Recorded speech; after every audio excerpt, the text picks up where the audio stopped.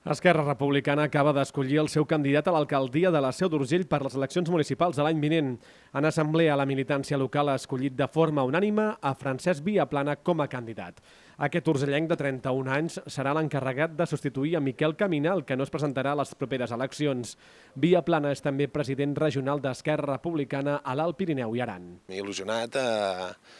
La qüestió era que el nostre cap de llista actual, el Miquel Caminal, ja ens va manifestar que no volia repetir a les properes i llavors doncs, vam començar a pensar com podíem afrontar aquest nou canvi i res, vull dir, a través de companys i així, doncs jo vaig creure que podia ser un candidat i a la reunió que vam fer amb la militància doncs la resta també ho va creure tothom això.